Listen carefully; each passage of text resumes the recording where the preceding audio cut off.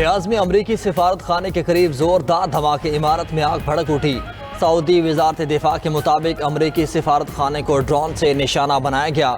عمارت میں آگ لگنے سے معمولی نقصان ہوا۔ امریکی میڈیا کے مطابق ایرانی ڈرون حملے کے وقت ریاض میں امریکی سفارت خانہ خالی تھا۔ امریکی صدر کہتے ہیں ریاض میں امریکی سفارت خانے پر حملے اور امریکی فوجی اہلکاروں کی ہلاکت پر جلد رد عمل دیا جائے گا۔ اپنے اہداف حاصل کرنے کے بہت قریب ہیں۔ دوسری جانب ایران کے آپریشن وعدہ صادق 4 کی 13ویں لہر کے تحت حملے جاری۔ اسرائیل پر خیبر شکن میزائل برسا دیے۔ ایرانی فوج کا کہنا ہے کہ آئندہ حملے زیادہ شدید اور وسیع پیمانے پر ہوں گے۔ اسلامی انقلابی گارڈ کور نے اپنے پیغام میں کہا کہ اسرائیلی شہری فوری طور پر تمام فوجی اڈوں اور تنصیبات سے دور رہیں۔ کئی اسرائیلی علاقوں میں سائرن بجنے لگے۔ اسرائیلی فوج نے کہا شمالی اسرائیل کی جانب میزائل لانچز کا پتہ چلا۔ مغربی گلیلی میں بھی ڈرون نے دراندازی کی۔ اسرائیلی پولیس نے بتایا کہ تل ابیب میں میزائل کے ٹکڑے لگنے سے ایک شخص زخمی ہو گیا۔ ایران کے خطے میں امریکی اڈوں پر پھر حملے۔ ابوظہبی میں روز مسافہ کے علاقے میں آئل فیلڈ پر ایران کے ڈرون حملے۔ ایندھن کے ٹینک ٹرمینل نظر آتش۔ کویت اور بحرین میں بھی ایرانی حملے، سائرن کی آوازیں۔ کویت نے ایران کے حملے میں اپنے فوجی مارے جانے کی تصدیق کر دی۔ کویتی وزارت دفاع کے مطابق 27 فوجی زخمی ہو چکے۔ ایران اب تک 178 بیلسٹک میزائلز اور 384 ڈرون سے حملے کر چکا۔ قطر کے دارالحکومت دوحہ میں 5 دھماکے سنے گئے۔ عراق میں ابو غریب جیل کے قریب ڈرون حملہ۔ بغداد ہوائی اڈے پر امریکی فوج کے لاجسٹک سپورٹ بیس کو بھی نشانہ بنایا گیا۔ ایرانی فوج کا کہنا ہے کہ آئندہ حملے زیادہ شدید اور وسیع پیمانے پر ہوں گے۔ دوسری جانب ایرانی پاسداران انقلاب نے آبنۂ ہرمز بند کر دی۔ آبنۂ ہرمز میں امریکہ سے منسلک ایک آئل ٹینکر کو نشانہ بنا ڈالا۔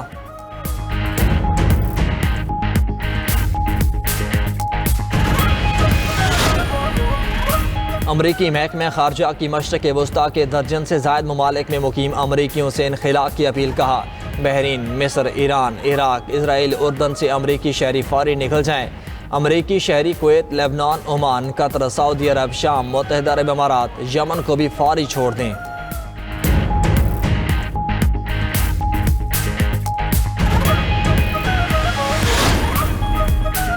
امریکہ اور اسرائیل کے ایران پر حملوں کی نئی لہر۔ فضائی حملوں میں فستی تہران گونج اٹھا۔ ایرانی حکومت کے داخلی سیکیورٹی اداروں کے ہیڈ کوارٹرز، اڈے اور علاقائی کمانڈ سینٹرز پر حملے۔ ایرانی وزارت انٹیلیجنس کے 10 سے زائد اہم مقامات کو بھی نشانہ بنایا گیا۔ متعدد میزائل لانچر اور بیلسٹک میزائل کے نظامی حملوں میں تباہ کرنے کا دعویٰ۔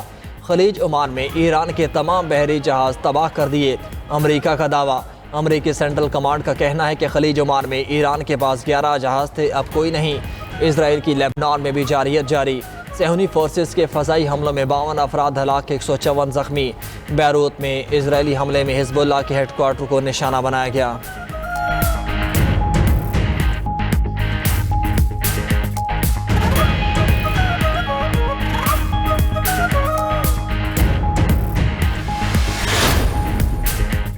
ایران پر جلد بڑی کارروائی کرنے جا رہے ہیں۔ ایران کے پاس امریکہ تک پہنچنے والے میزائل تھے۔ ایران کی میزائل صلاحیت تباہ کرنے پہلی ترجیح ہے۔ امریکی صدر ٹرمپ کی دھمکی آمیز گفتگو۔ کہا کہ ایرانی سپریم لیڈر ہزاروں امریکیوں کے قتل کے ذمہ دار تھے۔ ایران نے ہماری وارننگز کو نظر انداز کیا۔ ایران کو ایٹمی ہتھیار حاصل نہیں کرنے دیں گے۔ زمینی فوج ایران بھیجنے کی ضرورت پڑ سکتی ہے۔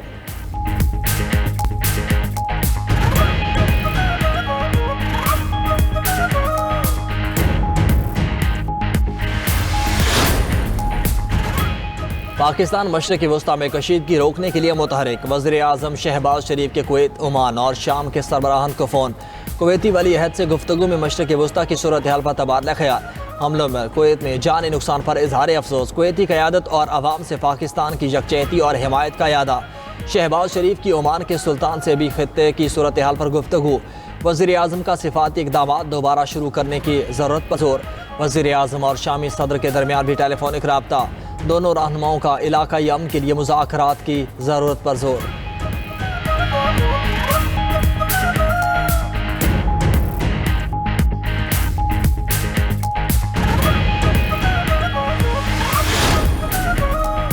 افغان طالبان رجیم کی جارحیت کے خلاف پاک فوج کا آپریشن غضب الحق جاری۔ خوست میں فتنہ الخوارج اور افغان طالبان کا ایمونیشن ڈپو تباہ۔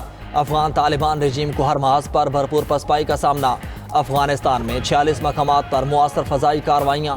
وزیر اطلاعات عطا اللہ تارڑ کے مطابق اب تک 435 افغان طالبان اہلکار ہلاک، 630 سے زائد زخمی ہو چکے۔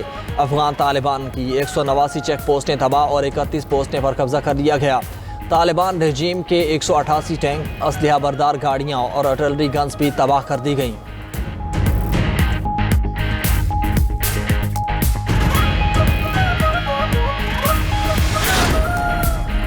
اور Pakistan hockey world cup qualifiers کے سیمی فائنل میں پہنچ گیا ہے۔ پاکستان نے ملائیشیا کے 3 کے مقابلے میں 5 گول سے شکست دی۔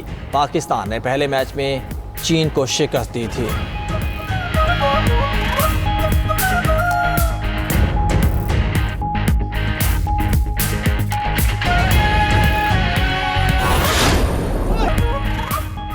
ایرانی سپریم لیڈر آیت اللہ خامنائی کی اہلیہ بھی زخموں کی تاب نہ لاتے ہوئے شہید ہو گئیں۔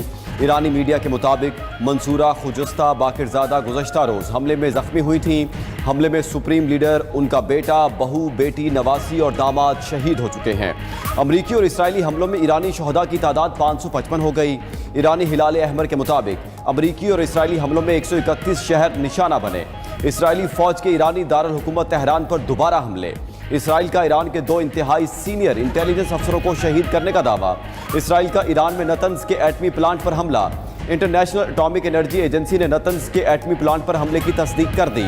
تبریز اور کرمان شاہ میں جاں بحق افراد کی نماز جنازہ ادا، ہزاروں ایرانیوں کی شرکت۔ امریکہ اور اسرائیل کے خلاف نعرے۔ دوسری طرف حزب اللہ بھی ایران اسرائیل جنگ میں شامل ہو گیا۔ لبنان سے حزب اللہ کے اسرائیل پر حملے۔ اسرائیل کی جوابی کارروائی میں 13 افراد شہید، 149 زخمی ہو گئے۔ حزب اللہ کمانڈر حسین مقلد اور محمد راد کو شہید کرنے کا دعویٰ۔ اسرائیلی وزیر دفاع نے سربراہ حزب اللہ نعیم قاسم کو نشانہ بنانے کا دعویٰ بھی کر دیا۔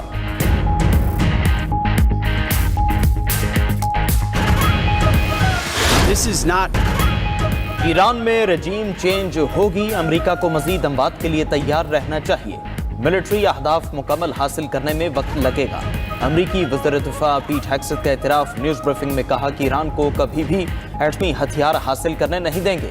ایران کا سیکیورٹی انفراسٹرکچر اب امریکی نشانے پر ہے۔ امریکی جنرل جینکن نے کہا کہ ایران کے خلاف طویل جنگ کے لیے تیار رہنا ہوگا۔ آپریشن ایپک فیوری منظم اور طویل مدتی فوجی مہم ہے۔ جنگ میں مزید امریکی فوجیوں کا جانی نقصان ہوگا۔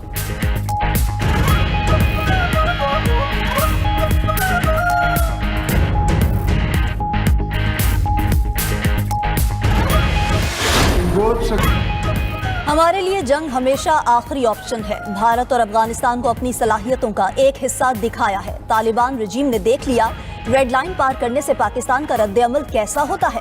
صدر مملکت آصف علی زرداری کا پارلیمنٹ کے مشترکہ اجلاس سے خطاب۔ کہا کہ افغان طالبان کو افواج پاکستان نے فیصلہ کن جواب دیا۔